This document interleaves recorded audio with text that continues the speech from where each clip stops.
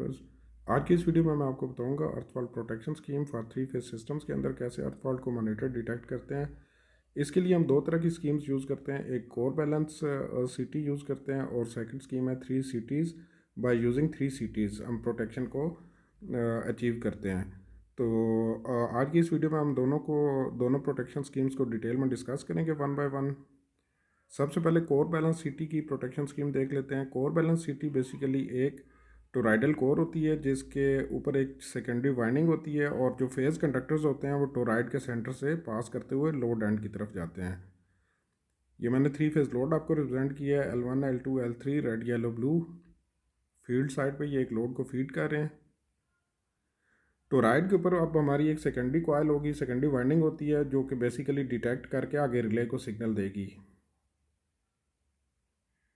ये वो toroid secondary core है टोराइड के ऊपर, और ये एक रिले आर में कनेक्ट कर लेता हूँ अपनी सेकेंडरी वाइंडिंग के साथ। अब जब भी ग्राउंड फॉल्ट होगा तो ये रिले बेसिकली एनर्जाइज होके तो उसको प्रोटेक्शन स्कीम को ऑपरेट करवाएगी। जब लोड हमारा हेल्दी इस कंडीशन में मैं अज्यूम करता हूँ तो उस टाइम पे तीनों फेज करंट जो हैं L1 L2 L3 कंडक्टर्स के वो लोड को सिंपली फीड करेंगे। इस कंडीशंस के अंदर जो तीनों करंट्स के वेक्टर सम होगा वो इक्वल टू ज़ीरो होता है। मैं आपको करंट यहाँ पे ये रिप्रेजेंट भी कर देता हूँ, रेड येलो ब्लू तीनों फेज़ों के करंट्स IA IB और IC का मैंने नाम दिया है। तो जब तीनों फेज करंट्स इक्वल होंगे तो इनका vector sum at every instant equal to zero होगा, जिसकी वजह से कोर के अंदर नेट मैग्नेटोमोटिव फोर्स या फ्लक्स इक्वल टू ज़ीरो हो जाएगा। तो सेकेंडरी वाइंडिंग जो हमने कॉयल एक बाउंड की हुई है टोराइड के ऊपर, उसमें इंडक्शन नहीं होगी।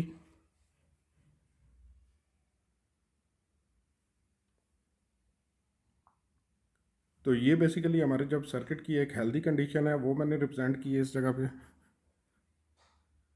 अच्छा, अब हम देख लेते हैं जब फॉल्ट एक आता है तो मैं ज्यूम करता हूँ कि लेट से मेरा रेड फेज जो है वो बेसिकली फॉल्ट को सिर्फ फीड कर रहा है। तो इस सूरत में जो फॉल्ट करंट होगा वो ग्राउंड के थ्रू रिटर्न हो जाएगा, जबकि लोड ऑलरेडी जो नॉर्मल चल रहा था उसको तो वो थ्री फेज करंट्स मिल रहे होंगे। इस टाइम पे जो एरो की लेंथ है वो बेसिकली मैंने करंट्स की मैग्नीट्यूड को रिजेंबल करने की एक ट्राई की है। आप देख सकते हैं रेड फेज का जो एरो है वो मैग्नीट्यूड में एक लेंथ में ज़्यादा है। इट मीन्स कि रेड फेज के अंदर करंट ज़्यादा है। इस कंडीशन के अंदर कोर के अंदर तीनों फेज का वेक्टर सम जीरो नहीं होगा, तो कोर के अंदर एक मैग्नेटिक फ्लक्स ये ग्रीन कलर में आप देख सकते हैं। ये फ्लक्स जब सेकेंडरी वाइंडिंग को कट करेगा तो एक इंडक्शन होगी जिसकी वजह से हमारी रिले आर के सर्किट में करंट फ्लो करेगा। इस तरह से ये रिले आर जो है ये बेसिकली हमारी ट्रिपिंग करवाएगी, उसको आइसोलेट करेगी अर्थ फॉल्ट को।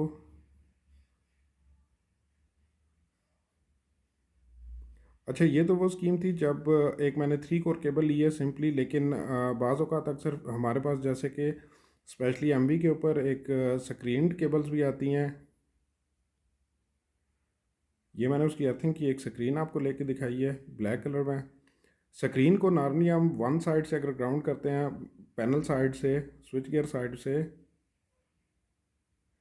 अब यहाँ पे ये एक बहुत ही ट्रिकी सी एक लॉजिक है जो मैं आपको समझाने की ट्राई कर रहा हूँ।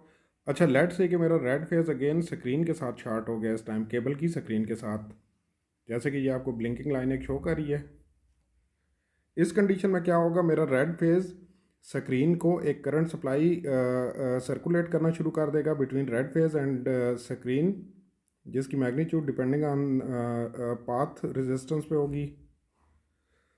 अब इस तरह से आप देख सकते हैं कि जो करंट रेड फेज से जा रहा है वही करंट स्क्रीन से वापस आके टोराइड के अंदर से दोबारा सर्कुलेट कर रहा है। तो इस सूरत में भी एमएमएफ हमारी ज़ीरो ही रहेगी, क्योंकि दोनों करंट्स एक दूसरे को कैंसल आउट या न्यूट्रलाइज करते रहेंगे। तो यहाँ से हम देख सकते हैं कि अगर हमने टोराइड के अंदर से गुजार के अपनी अर्थिंग स्ट्रिप को ग्राउंड किया, तो इस कंडीशन में जब हमारा एक फेज़ स्क्रीन के साथ शॉर्ट है तो हमारी प्रोटेक्शन स्कीम उसको डिटेक्ट नहीं कर सकेगी। इसको कैसे अवॉइड करेंगे? इसको अवॉइड करने का ये एक प्रोसीजर है, ये बहुत ही इंपॉर्टेंट है। आप जब भी इस तरह की प्रोटेक्शन स्कीम इम्प्लीमेंट करें उसमें इस चीज़ को लाजमी देखें।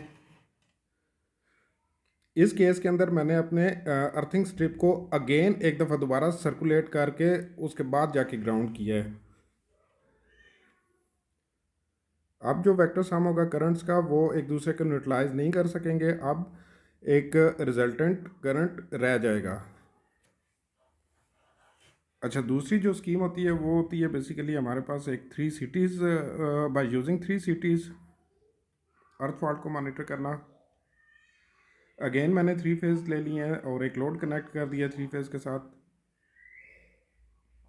आई A, I B and I सी और respective currents from each phase. ये 3 करंट ट्रांसफार्मर जो मैंने ईच फेज़ पे एक लगा दिया है, इनकी डार्ट नोटेशंस कुछ इस तरह से थी सिटीज़ की।